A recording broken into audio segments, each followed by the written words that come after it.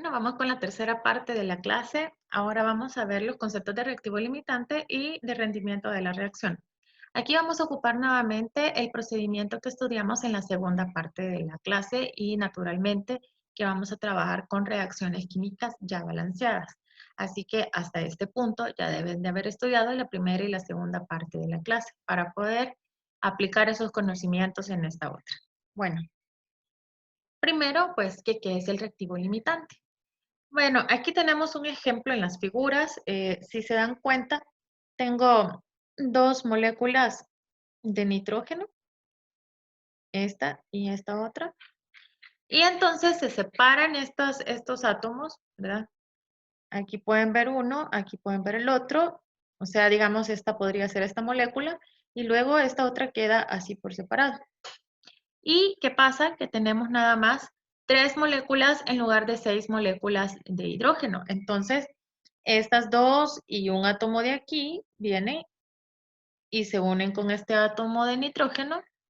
Este otro átomo y estos otros dos átomos se vienen a formar parte de esta otra molécula y entonces el hidrógeno no alcanza para juntarse con esta otra, ¿verdad? Es como si usted fuera a preparar café instantáneo para su familia. Digamos que hay 4 personas en su familia y entonces usted pone a hervir el agua, todo eso, ¿verdad? Dice usted, bueno, son 4 tazas de agua y ya tiene las 3 tazas con el agua, las 4 tazas con el agua caliente. Pero va a su la cena y entonces resulta que nada más habían 3 sobres de café listo, pues entonces alcanza solamente para 3 tazas, aunque el agua caliente le alcanzaba para las 4 tazas. Entonces ahí hay un reactivo limitante. El reactivo limitante es el que limita la cantidad máxima de producto que puede obtenerse en una reacción. En el ejemplo del café instantáneo, pues quien limita ahí es los sobres del café listo, ¿verdad? Porque ese me dice, no, aquí hay para preparar 3 tazas, ¿verdad? Agua me alcanza por un montón, pero ¿quién dice cuánto es la cantidad máxima de tazas de café que voy a preparar? Pues son los sobres de café que tengo, en este caso, ¿verdad? Bueno, entonces, en el caso de la reacción del amoníaco, si se fijan, pues quien me dice para cuánto amoníaco me alcanza es el hidrógeno. ¿Por qué? Porque ese se termina, ¿verdad? Entonces él dice, no, aquí alcanza para formar 2 moléculas de amoníaco. No me alcanza para formar ni 3 ni 4, ¿verdad? Aunque en el caso del nitrógeno, nosotros decimos, bueno, cada molécula de amoníaco solamente lleva un átomo de nitrógeno. Aquí tengo 4, pues me alcanza para 4 moléculas de amoníaco. Pero no es cierto, si se fijan, el hidrógeno no alcanza. Entonces, ¿cómo identificamos el reactivo limitante? El reactivo limitante es el que en caso de reaccionar por completo, produciría menos producto que el resto de reactivos. ¿Cómo así? Bueno, voy a borrar esto aquí y vamos a trabajar un poco más en orden. Vaya. Entonces, esto quiere decir que vamos a hacer cuentas a partir de cada uno de los reactivos. Bueno, voy a formar amoníaco, ¿verdad? Mi reacción es esta.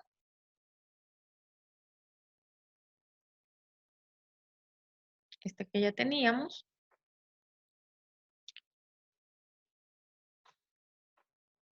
Y entonces, ¿verdad? Nosotros decimos, bueno, cada molécula de amoníaco tiene un solo átomo de nitrógeno. Ah, mire, aquí yo tengo 1, 2, 3, 4. O sea que si yo hago cuentas con el nitrógeno, entonces a mí me alcanzaría para obtener 4 moléculas de amoníaco, ¿verdad? Pero el amoníaco tiene 3 átomos de hidrógeno. Entonces, hagamos cuentas. Bueno, aquí hay 1, 2, 3. Ah, vaya, ahí alcanza para una molécula. Ahora veamos otra. 1, 2, 3. Ahí va para otra molécula. Entonces, si hago cuentas con esto, me alcanza para 2 moléculas de amoníaco. Entonces, ¿cuál es el reactivo limitante? El reactivo limitante es el que en caso de reaccionar por completo, produciría menos producto. ¿Cuál produciría menos producto si se acaba en este caso? El hidrógeno. Veamos, en el hidrógeno, si se consume por completo, me forma 2 moléculas de amoníaco. Si el nitrógeno reaccionara por completo, me formaría 4 moléculas de amoníaco. Entonces aquí el reactivo limitante es el hidrógeno.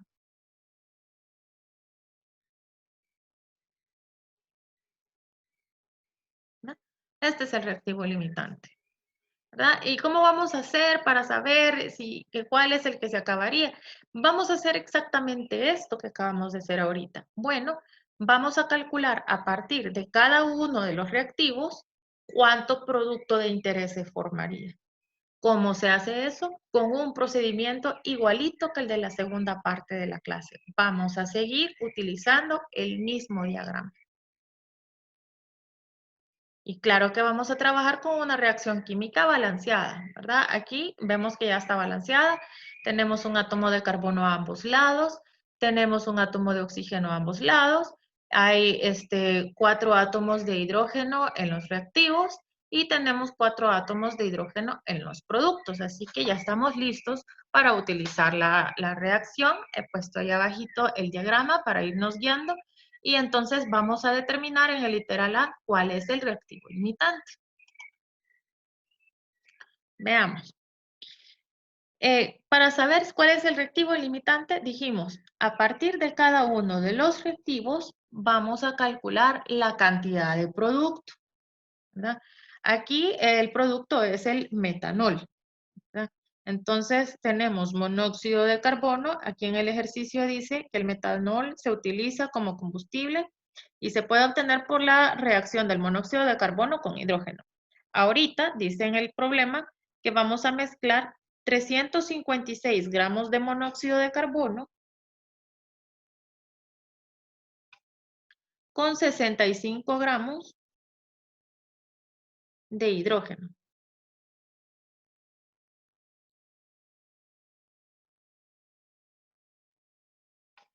Y entonces nos preguntan cuál es el reactivo limitante. Vaya.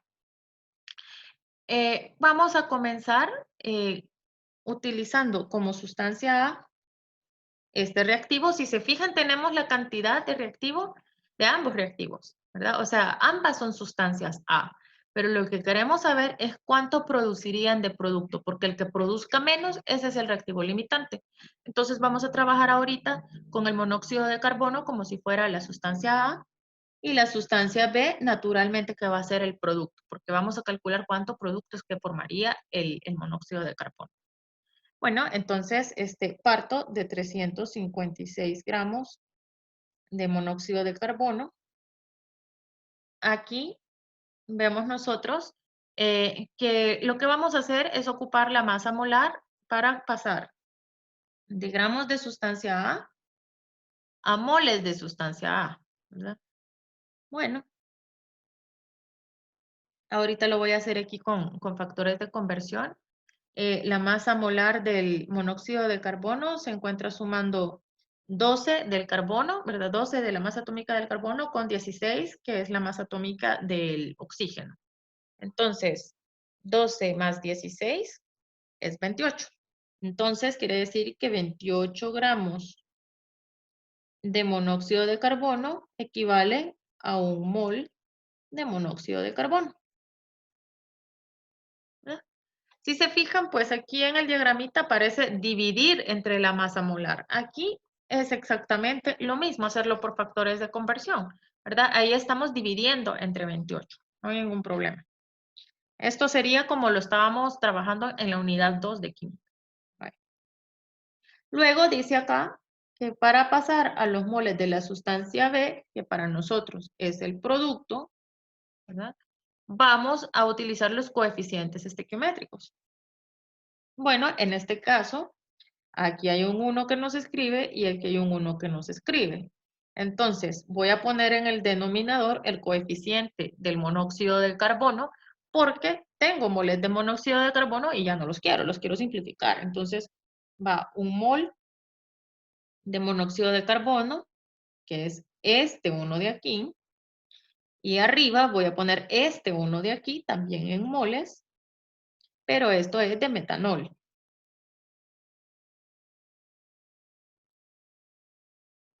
¿No? Y pues lo vamos a pasar hasta gramos porque si se fijan más abajito pues van preguntando cantidades en gramos, entonces lo voy a hacer de una vez así. Para sacar el reactivo limitante podemos calcular los moles, no hay problema, pero a lo mejor más adelante nos puede servir, ¿verdad? Porque nos hablan de gramos. Entonces, solamente por eso voy a llegar a la cantidad de gramos. Entonces, aquí en el diagrama, yo ahorita me encuentro en los moles de la sustancia B y voy a ocupar esta ecuación, o sea, voy a multiplicar por la masa molar para sacar los gramos de producto, ¿verdad? Entonces, aquí tendría que un mol de metanol equivale a, y aquí voy a poner la masa molar, sería, las masas atómicas son 12 para el carbono, más, pondría 4 porque hay 4 átomos de hidrógeno por 1, ¿verdad? Que 1 es la masa atómica del hidrógeno y 16 del oxígeno. Se suma y esto da 32, o sea que la masa molar del metanol es 32 gramos sobre mol.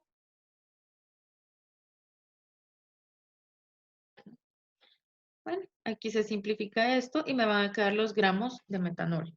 Entonces sería 356 entre 28. Ese resultado lo multiplico por 32. Y me da 406.86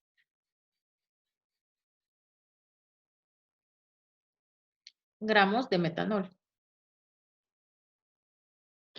Vaya, solamente con esto todavía no puedo saber cuál es el reactivo limitante. Ahorita voy a hacer el mismo procedimiento, pero para el hidrógeno. O sea, a partir de los 65 gramos del hidrógeno, o sea que ahora esta es mi sustancia A, voy a encontrar la cantidad de producto. Bueno, empiezo 65 gramos de hidrógeno por, ¿verdad? Ahorita lo voy a pasar a moles ocupando la masa molar.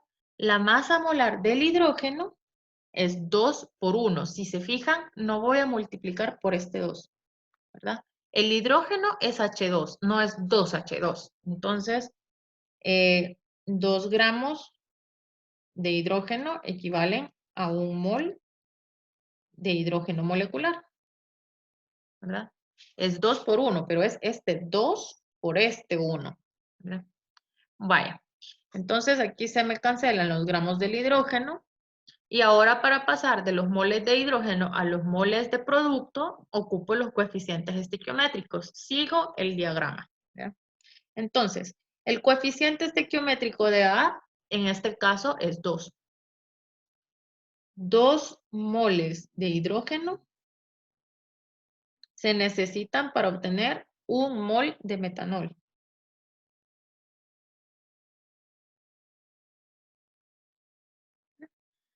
Y luego lo voy a pasar a gramos ocupando la masa molar que ya la había calculado en el paso anterior.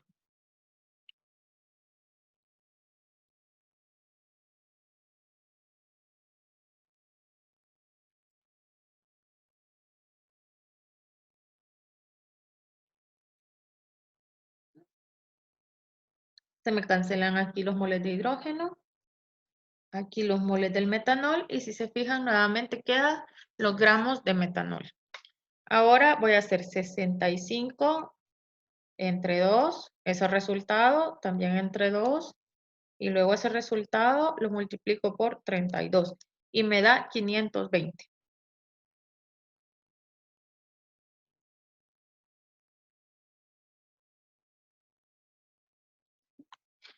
Entonces, si se fijan, pues no nos podemos dejar ir porque el que tenga más masa, porque uno pensaría, ah, bueno, el monóxido de carbono tengo bastante, de ese me va a sobrar, pero si se fijan, el monóxido de carbono va a formar menos producto que el hidrógeno, ¿verdad? Entonces, no es que el limitante es el que tengo menos. En este caso, uno hubiera pensado, el limitante es el hidrógeno porque tengo bien poquito, pero si se fijan, el reactivo limitante es el reactivo que me va a formar menor cantidad de producto. Si reacciona por completo los 356 gramos de monóxido de carbono, podemos ver que se forman 407 gramos prácticamente de metanol. Pero si reaccionan los 65 gramos de hidrógeno, se forman 520 gramos de metanol. Entonces, en el caso del literal A, la respuesta es que el reactivo limitante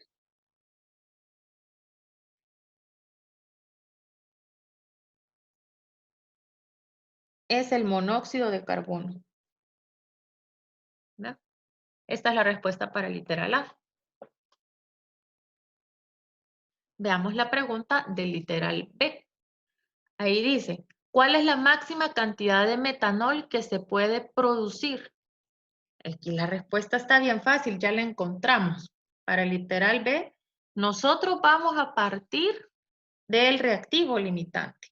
Si se fijan, aquí dice, ¿qué es el reactivo limitante? El reactivo limitante es quien limita la cantidad máxima de producto que puede obtenerse en una reacción. O sea que yo voy a hacer cuentas con el reactivo limitante. Hacer cuentas con otro reactivo, bueno, que se llamaría reactivo en exceso, ¿verdad?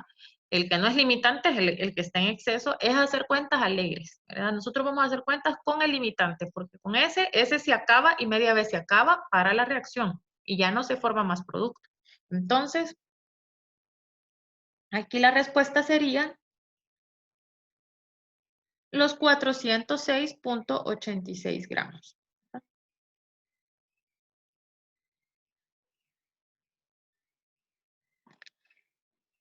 Luego dice, determinar los gramos de reactivo en exceso que queda después que todo el reactivo limitante ha reaccionado. Claro, se acaba el monóxido de carbono, pero entonces quiere decir que el reactivo en exceso es el hidrógeno. ¿Cuánto es lo que me va a sobrar? Pues todo lo que a mí me pregunten, yo lo voy a calcular a partir del reactivo limitante. Vamos a tomar aquí información que ya tengamos, ¿verdad? Esta parte de acá se repite, ¿no? Pasarlo a moles. Voy a trabajar con el monóxido de carbono porque ese era mi reactivo limitante, ¿no? Entonces, 356 entre 28 son 12.71 moles.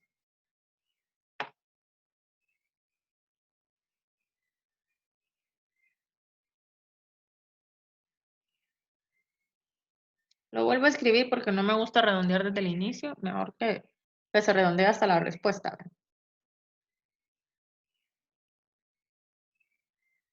¿Verdad? Otra vez estoy siguiendo este mismo camino. Pero ahora, ¿qué voy a hacer?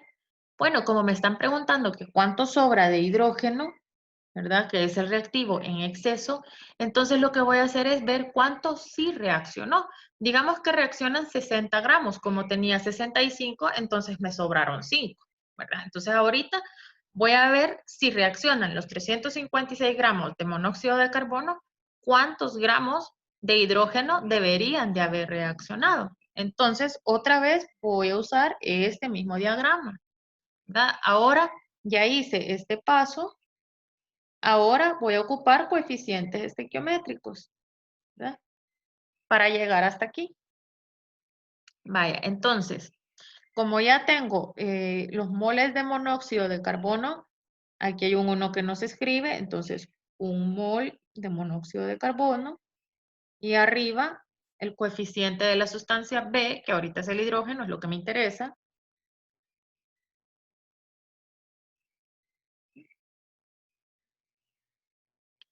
¿Ven? Acá no coinciden los coeficientes estequiométricos, son diferentes. Si yo pongo al revés el coeficiente, si pongo al revés los coeficientes me va a dar una respuesta opuesta, ¿verdad? Entonces, es importante escribir las fórmulas químicas, ¿verdad? Bueno, y lo voy a pasar a gramos. ¿Cómo se hace eso? Bueno, es este último paso que se hace así, multiplicando por la masa molar. La masa molar de la sustancia B, que es el hidrógeno. Bueno, un mol de hidrógeno equivale a 2 gramos de hidrógeno. Vea que para sacar la masa molar no utilizo el coeficiente estequiométrico. Estoy sacando la masa molar del hidrógeno que es H2, no es 2H2. Entonces esto me va a dar 356 entre 28 por 4, ¿verdad? Esto es 50.86. Aquí ya estoy redondeando. 50.86 gramos de hidrógeno. Esto es lo que sí reacciona.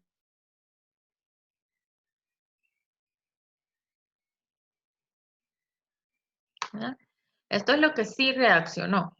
Pero la pregunta no es cuánto reaccionó. Dice determinar los gramos de reactivo en exceso que queda después de que todo el reactivo limitante ha reaccionado. O sea, es lo que sobró. Entonces, teníamos 65 gramos de hidrógeno.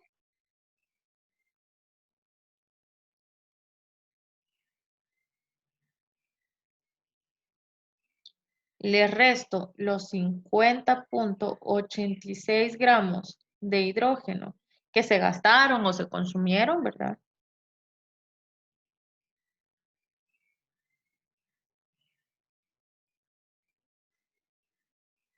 Y entonces aquí me va a dar lo que sobró.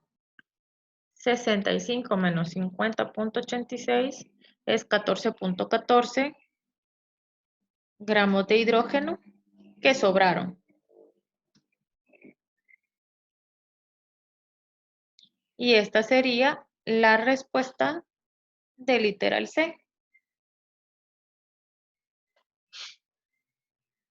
Veamos el literal D. Dice, si en realidad solo se producen 332 gramos de metanol, veamos cuánto era que se iban a obtener. Nosotros vimos que esperábamos obtener 407 gramos prácticamente. Y aquí dice que se obtienen 332, que ¿cuál es el rendimiento porcentual del compuesto? Bueno, rendimiento porcentual no hemos visto qué es. Ahorita vamos a ver ese concepto. Bueno, hay diferentes tipos de rendimiento. Está el rendimiento teórico. El rendimiento teórico es la cantidad de un producto de interés en gramos que se espera obtener si todo el reactivo limitante se consume en la reacción.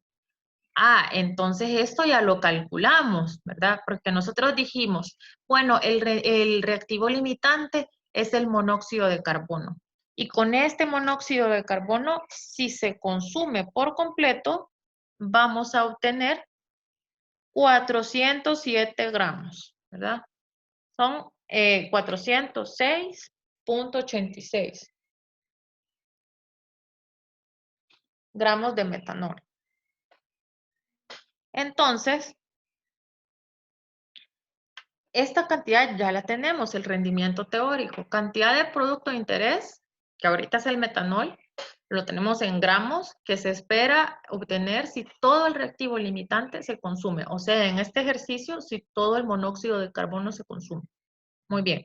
Luego dice, el rendimiento real es la cantidad de un producto de interés en gramos que se obtiene en la práctica.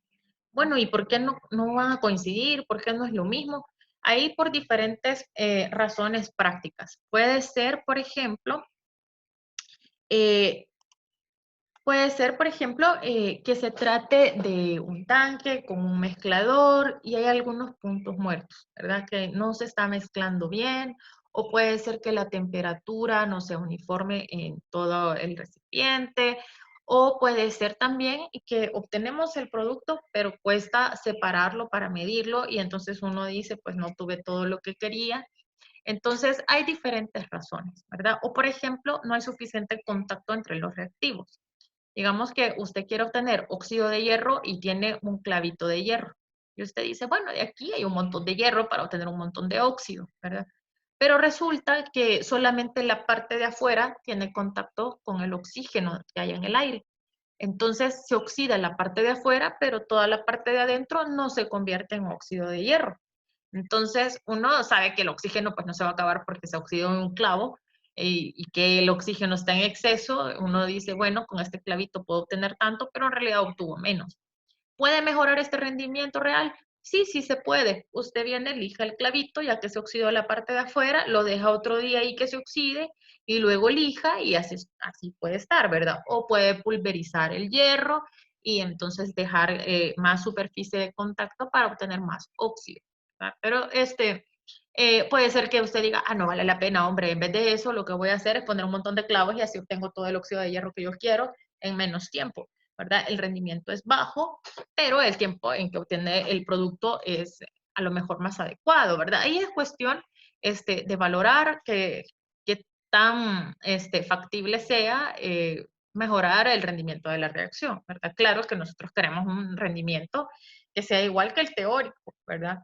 Entonces, más alto que el teórico no se puede, porque en el teórico estamos suponiendo que se acaba el reactivo limitante, porque también puede ser que no se acabe, como en el caso del clavito con el oxígeno, ¿verdad? Entonces, si se acaba un reactivo, ya es imposible seguir formando producto, no se puede. Entonces, más que el rendimiento teórico no se puede, es como sus notas, usted no se puede sacar más de 10, ¿verdad? Entonces, ¿por qué? Porque no alcanzan las preguntas, se acaban las preguntas, entre todas suman 10, pues usted no se puede sacar 11. No se puede. ¿Por qué? Porque ya no hay preguntas. Por más que usted estudió para sacarse 20, no se puede sacar 20. ¿Por qué? Porque la suma de los puntos da 10 y ya está. Bueno, entonces, y usted dice, bueno, ¿cuánto fue mi rendimiento real? Bueno, me saqué 9.8, ¿verdad? Entonces, y eso es bueno, ¿verdad? Depende de la escala, porque si la escala es de 100, estamos mal, ¿verdad? Si la máxima nota que se puede sacar es 100, pues estamos mal. Pero si es 10, estamos bien. Entonces, ¿cómo voy a comparar una cosa con la otra? Con el rendimiento porcentual. ¿Qué porcentaje de lo que yo esperaba obtuve? ¿Verdad? Claro que si me dicen, bueno, yo de un 10 me saqué 9.8, mi rendimiento fue del 98%, pues buenísimo, buenísimo, ¿verdad? Ahora, si la escala era de 100 y yo me quería sacar 100, pero me saqué 9.8, entonces mi rendimiento fue del 9.8%, no llegué ni al 10% de rendimiento, me fue súper mal, ¿verdad? Entonces me da una mejor idea el rendimiento porcentual. Como lo calculamos, rendimiento real entre rendimiento teórico por 100. Entonces, con esto tenemos suficiente. Vamos a completar el ejercicio. Bueno, aquí dice, en realidad solo se producen 332 gramos de metanol. O sea, me están diciendo lo que en la práctica, lo que en la realidad se obtiene. Entonces, me dicen que el rendimiento real es de 332 gramos de metanol. Pero luego dice, ¿cuál es el rendimiento porcentual del compuesto? Entonces, si yo necesito el rendimiento porcentual, yo lo que voy a hacer es dividir rendimiento real entre rendimiento teórico por 100, ¿verdad? El real ya me lo están dando. El teórico nosotros lo calculamos en el literal B. ¿Cuál es la máxima cantidad de metanol que se puede producir? Nosotros lo calculamos a partir del reactivo limitante y nos había dado un total de 406.86. 406.86 gramos de metanol. Entonces ya estamos listos para hacer la sustitución. Si se fijan, este cálculo está bastante sencillo, ¿verdad? Rendimiento teórico siempre va a ser mayor, como mucho va a ser igual que el real, difícilmente igual que el real. El real con el teórico, rarísimo que vaya a ser igual, pero es como el rendimiento real como máximo va a ser igual al teórico. Nunca va a ser el real mayor que el teórico, eso no se puede, ¿verdad? Entonces, si le da mayor, entonces quiere decir que alguno de los cálculos estequiométricos se hicieron mal, ¿verdad? Algo de los otros literales está mal. Vaya, entonces vamos a hacer 332 entre 406.86 gramos. Y esto por 100. 332 entre 406.86 por 100 da 81.6%.